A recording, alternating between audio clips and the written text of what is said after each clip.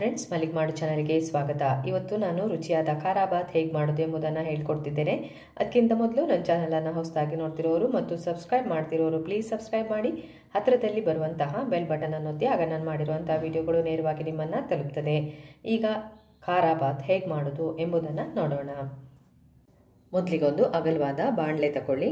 ಅದಕ್ಕೆ ಇಲ್ಲಿ ನಾನು 1 ಕಪ್ನಷ್ಟು ರವೆ ಅಂದರೆ ಸೂಜಿ ರವೆ, ಇದು ಮೀಡಿಯಮ್ ಚಿರೋಟಿ ರವೆ ಅಲ್ಲ, ಉಪ್ಪಿಟ್ಟು ರವೆ ತಗೊಂಡಿದ್ದೇನೆ. ಇದನ್ನು ಫ್ರೈ ಮಾಡ್ಕೊಳ್ಬೇಕು.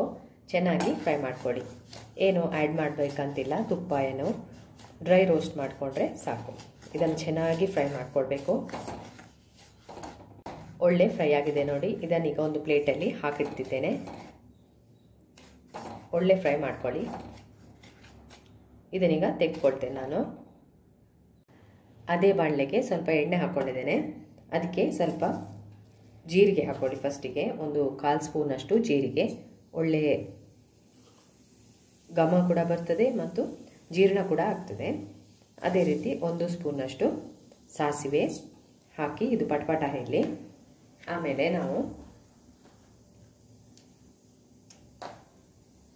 ಸಾಸಿವೆ ಪಟಪಟ ಹೇಳ್ತಾ ಇದೆ. ಅದಕ್ಕೆ 1 ಸ್ಪೂನಷ್ಟು ಉದ್ದಿನಬೇಳೆ, 1 ಸ್ಪೂನಷ್ಟು ಕಡಲೆಬೇಳೆ, ಹಾಗೆ 1 ಎಲೆ ಕರಿಬೇವಿನ ಎಲೆ ಹಾಕಿ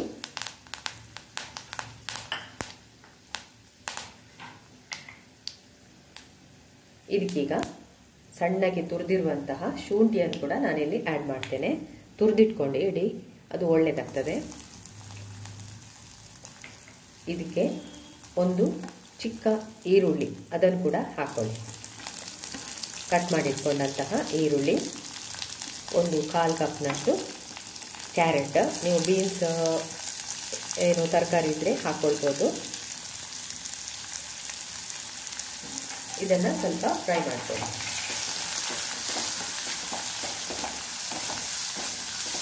ಒಳ್ಳೆ ಫ್ರೈ ಆಗಲಿ.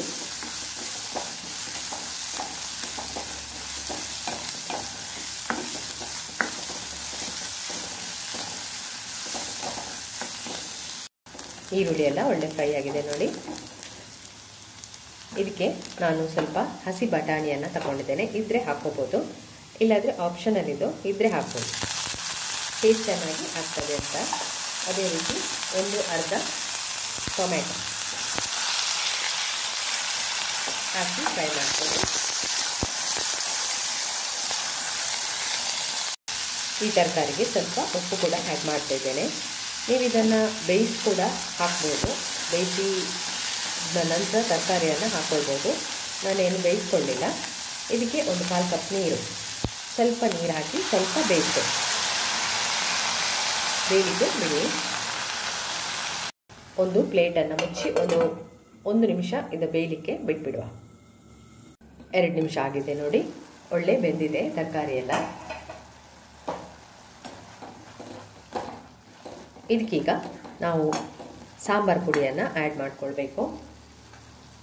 ಖಾರಾ ಬಾತ್ ಆಗಿರೋದ್ರಿಂದ ತುಂಬ ಸ್ಪೈಸಿ ಆಗಿರ್ತದೆ, ತುಂಬ ಚೆನ್ನಾಗಿ ಕೂಡ ಆಗ್ತದೆ. ಒಂಥರ ಡಿಫ್ರೆಂಟ್ ಬ್ರೇಕ್ಫಾಸ್ಟ್ ನೋಡಿ. ಸಾಂಬಾರು ಪುಡಿ 1 ಸ್ಪೂನು, 1.5 ಸ್ಪೂನಷ್ಟಿದೆ. ಅದನ್ನು ಹಾಕ್ಕೊಳ್ತಿದ್ದೇನೆ. ಒಳ್ಳೆ ಫ್ರೈ ಮಾಡ್ಕೊಳ್ಳಿ. ಆಮೇಲೆ ಇದಕ್ಕೆ ನಾನೀಗ ನೀರನ್ನು ಆ್ಯಡ್ ಮಾಡ್ಕೊಳ್ತೇನೆ. ನಾನಿಲ್ಲಿ 1 ಕಪ್ ರವೆ ತಗೊಂಡಿದ್ದೇನೆ. ಅದಕ್ಕೆ 2 ಕಪ್ನಷ್ಟು ನೀರು ಹಾಕ್ಕೊಳ್ತಾ ಇದ್ದೇನೆ ನೋಡಿ. ಅದೇ ಕಪ್ಪಿನ ಮೆಜರ್ಮೆಂಟ್ 1 ಕಪ್ ಆಯಿತು.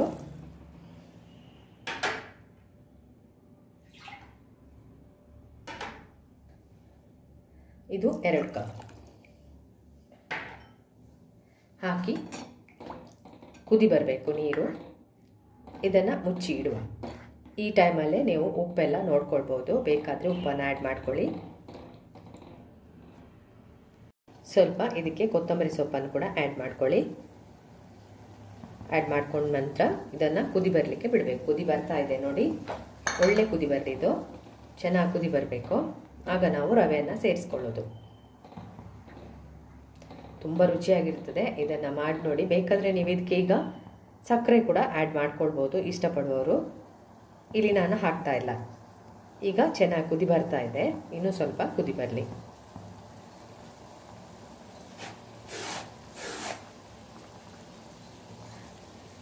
ನೋಡಿ ಕುದಿ ಬಂತು. ಈಗ ನಾನು ಇದಕ್ಕೆ ರವೆಯನ್ನು ಸೇರಿಸ್ಕೊಳ್ತಿದ್ದೇನೆ. ರವೆ ಹಾಕ್ಕೊಳ್ಳುವಾಗ ನೀವು ಇದನ್ನು ತಿರುಗಿಸ್ತಾನೆ ಇರಬೇಕು ಸೌಟಿಂದ. ನೋಡಿ ಈ ಥರ ಹಾಕ್ಕೊಳ್ಳಿ. ಮೇಲಿಂದ ಹಾಕಿ ಚೆನ್ನಾಗಿ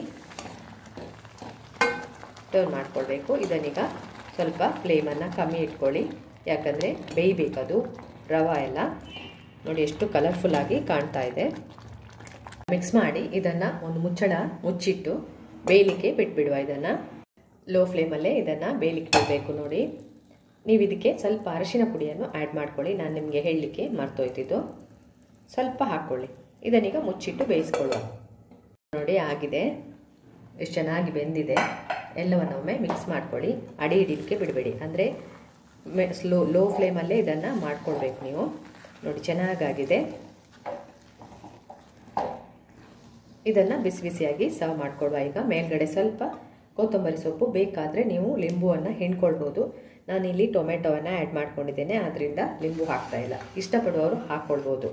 ಇದನ್ನೀಗ ಬಿಸಿ ಬಿಸಿಯಾಗಿ ಸರ್ವ್ ಮಾಡ್ಕೊಳ್ಳುವ. ನೋಡಿ ಎಷ್ಟು ಚೆನ್ನಾಗಿ ಕಾಣ್ತಾ ಇದೆ, ತುಂಬ ರುಚಿಯಾಗೂ ಇರ್ತದೆ ಇದು. ಖಾರ ಬಾತ್ ರೆಡಿಯಾಗಿದೆ ನೋಡಿ, ತುಂಬ ರುಚಿಯಾಗಿರ್ತದೆ.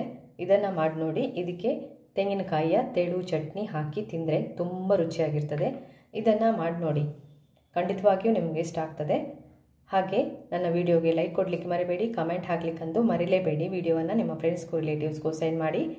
ಇನ್ನು ನಿಮಗೆ ಮುಂದಿನ ವಿಡಿಯೋದಲ್ಲಿ ಸಿಗ್ತೇನೆ. Thank you.